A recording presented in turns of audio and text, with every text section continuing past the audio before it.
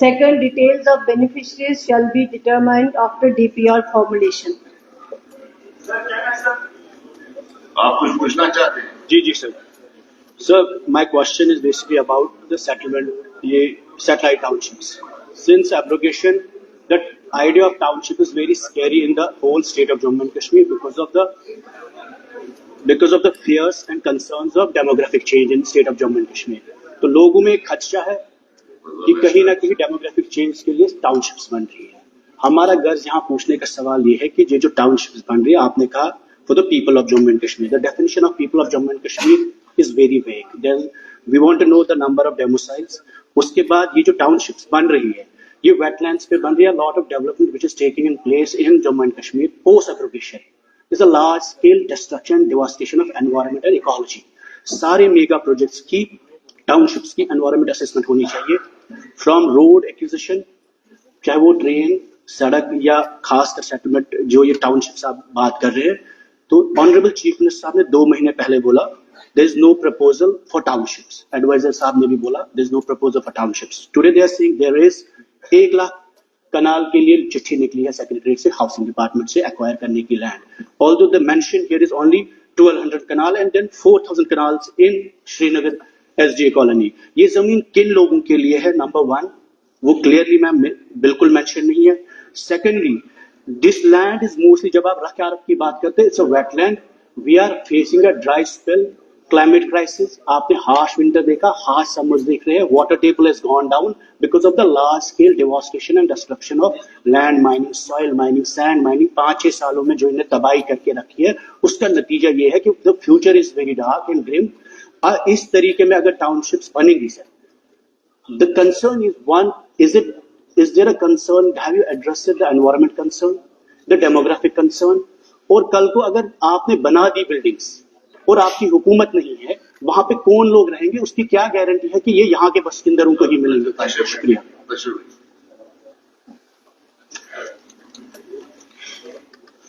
Sir, जो honourable member ने सवाल पूछा है वो डिटेल्स है एनेक्चर ए में.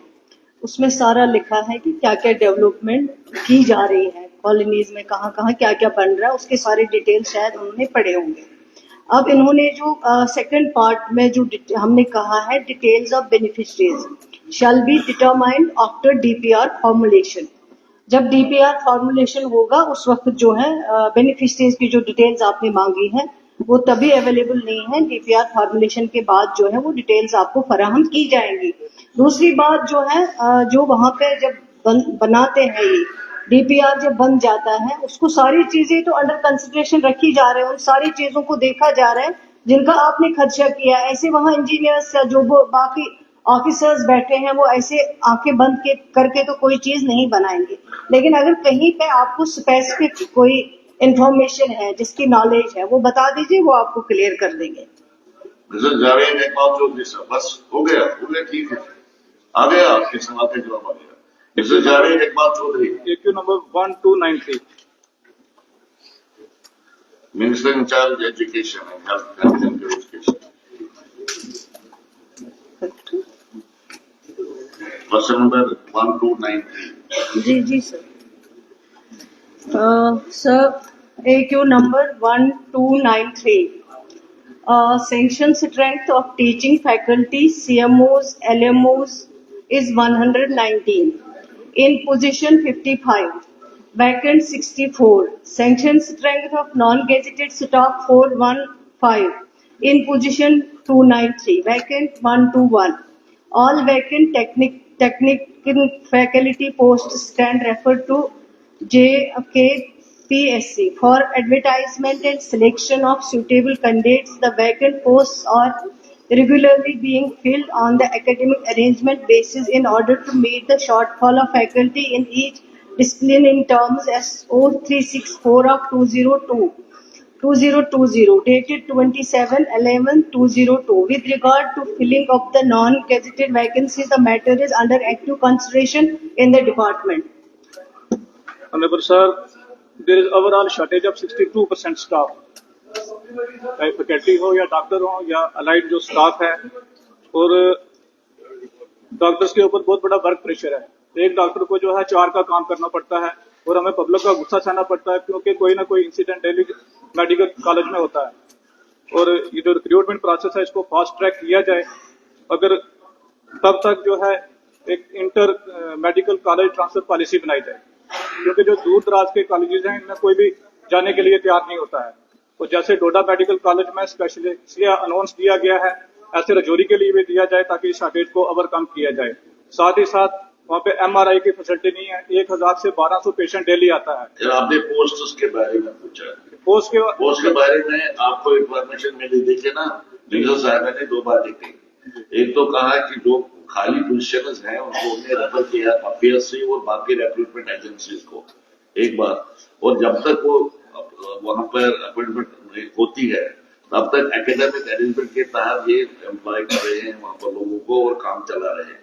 ये ठीक है, आपका सुझाव ठीक है, फास्ट ट्रैक करना चाहिए कि जहां जहां ये वैकेंट पोजिशंस हैं इनको जल्दी फिलअप करना चाहिए। ये तो कंसर्न है मेरे ख्याल में, पूरे हाउस का कंसर्न है। हाँ बताइए। गुलाबगढ़ कंस्टिट्यूंसी का सर, एक मिनट,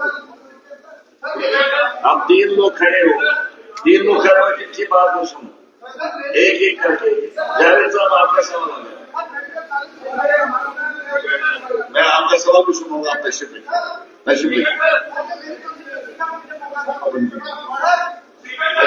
रखिए कि बोल रहे हैं, एक ऑनरेबल मेंबर बोल रहे हैं, प्लीज ऑनरेबल मेंबर बोल रहा है, आप तशरीफ रखिए ना कि कहाँ सुनो, इधर सुनो या इधर सुनो।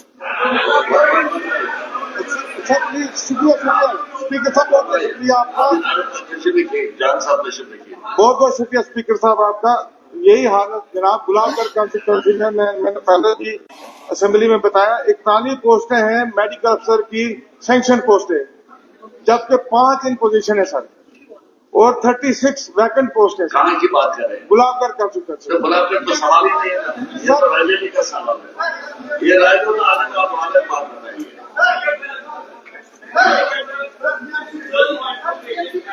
इसके बाद कुछ सुना मैंने आपको भी टाइम जिसको पूछते दीजिए, आपका सवाल भी आएगा।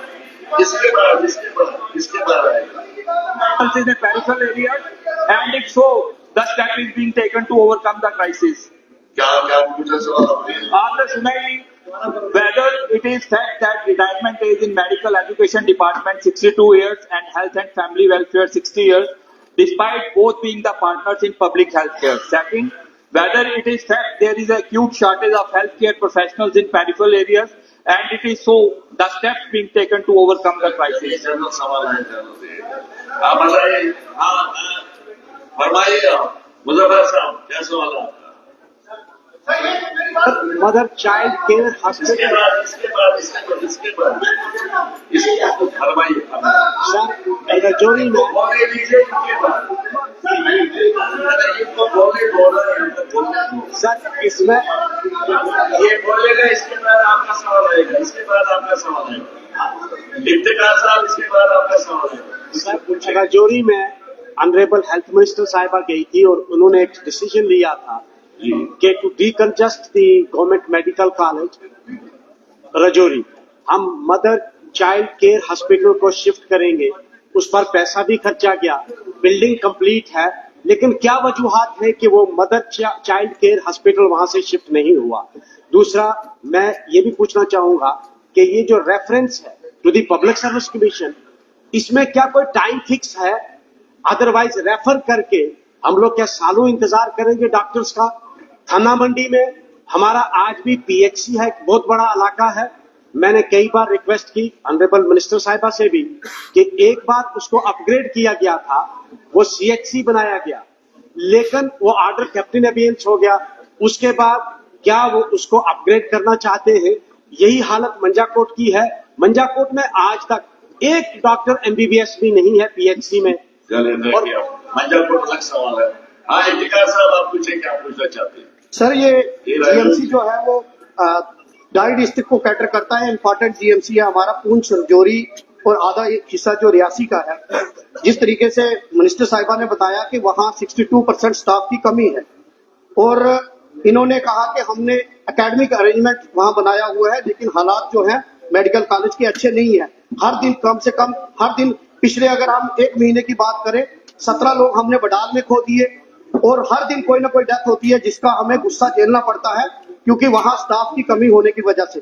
दूसरा, मैं चीफ मिनिस्टर साहब का शुक्रगुजार हूं क्योंकि कैथ लैब इन्होंने बजट में अनाउंस किया कि पीर पंजाब रीजन में कैथ लैब और MRI इन्होंने अनाउंस किया कि वो दिया, ये हम उनका शुक्रगुजार हैं।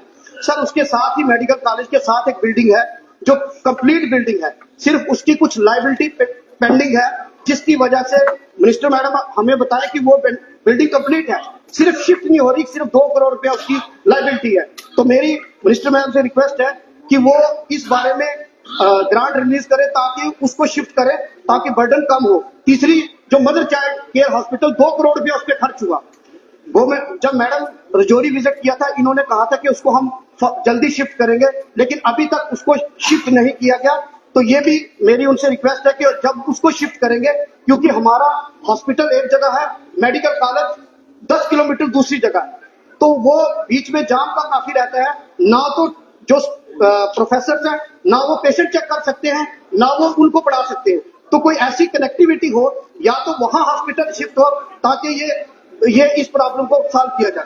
चले आप मिनिस्टर साहब को जवाब देंगे, इनको जवाब देंगे तो जवाब दे देंगे, सवाल है जवाब दे देंगे। मैं बोले इसको मैं जवाब देंगे तो ना, इसको जवाब देंगे तो मिनिस्टर को, मिनिस्टर जवाब देंगे उसके बाद हम सवाल पूछे।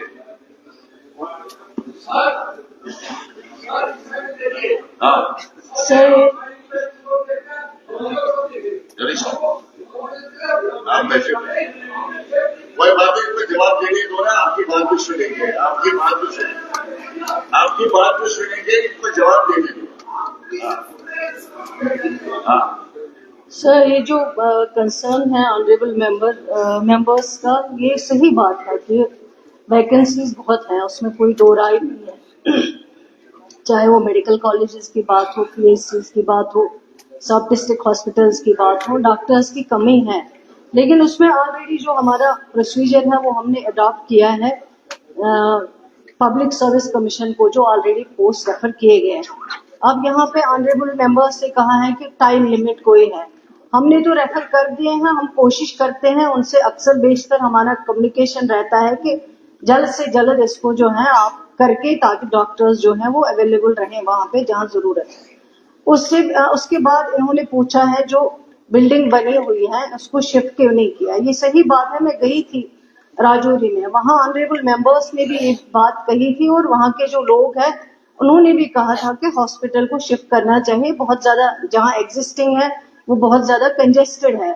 लेकिन उसमें कुछ 1-2 इश्यूज थे जिनको हम सेटल करके ही मैं ऑनरेबल मेंबर्स को यकीन दिलाना चाहती हूँ कि जल्द अज जल्द जो है उसको शिफ्ट किया जाएगा, ताकि जो इनको मुश्किलें हैं वहां पे पेशेंट केयर में जो आती हैं वो ठीक हो पाए, और ये बिल्डिंग जो है उसको हम शिफ्ट करेंगे। दूसरा, किसी जगह पे MRI की बात की है, जैसे कल ही ऑनरेबल चीफ मिनिस्टर साहब ने बजट स्पीच में कहा है कि MRI जो है वो वहां पे जो डिस्ट्रिक्ट लेवल हो, और जहां पे MRI लगे वहां पे हमें अवेलेबल होने चाहिए डॉक्टर जो उस MRI को चला सके। ये ना हो कि खाली MRI लगे और फिर कोई चलाने वाला ना हो।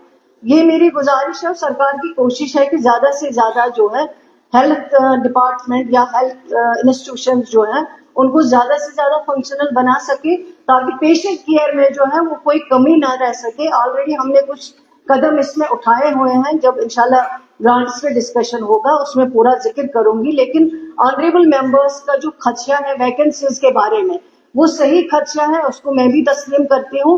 डॉक्टर्स अवेलेबल होनी चाहिए, लेकिन आप नाकर्दा गुनाहों की सजा हम तो नहीं देंगे, लेकिन धीरे धीरे हम कोशिश कर सकते हैं कि ये सिस्टम जो है, इस सिस्टम को किसी हद तक हम ठीक कर सके। पवन जी पूछिए क्या पूछना है। Speaker sir, honourable speaker sir, मैं बड़ा लिमिटेड क्वेश्चन पूछ रहा हूँ। 3 महीने से उधमपुर मेडिकल कॉलेज में प्रिंसिपल की पोस्ट वेकेंट है, आपने एकेडमिक सेशन वहां पर चला दी है, उसकी क्या डेट है? आपके 90% पोस्टें खाली है, आपने डिस्ट्रिक्ट अस्पताल को भी खाली कर दिया और मेडिकल कॉलेज को खाली कर दिया। आप ये कैसी एकेडमिक एजुकेशन प्रोवाइड कर रहे हैं? लोगों की सर्विस को छोड़िए। 3 महीने से आपके मेडिकल कॉलेज की पोस्ट खाली है, ये उसकी प्रिंसिपल की। आप किस दिन इस पोस्ट को भरेंगे? अरे जान साहब है, बताइए। सर ऑनरेबल स्पीकर सर इस कॉलेज की यहाँ पे बात चल रही है सर, इस कॉलेज को सर नहीं सर ये सवाल पूछ रहे हैं। एमएलए साहब इसके बाद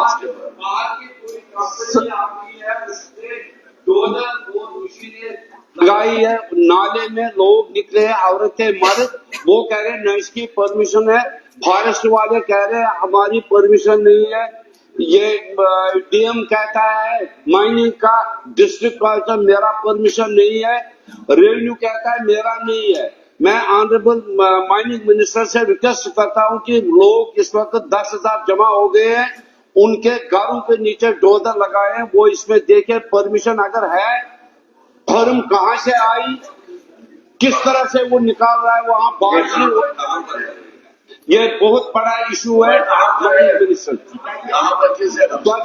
ये है मुजपत्री और बसंतवुड, 3-4 गाँव है। ऑनरेबल स्पीकर सर, ये सर जिस मेडिकल कॉलेज की बात है सर, इसी आह्वान में इस मेडिकल कॉलेज के लिए हम पूंछ राजौरी के लोग आज मरहूम ठाकुर यशपाल सिंह जी इस दुनिया में नहीं है, मैंने और उन्होंने इस कॉलेज के लिए बहुत जदोजहद की और ऑनरेबल चीफ मिनिस्टर साहब की बड़े एफर्ट्स थे इस कॉलेज को लाने के लिए।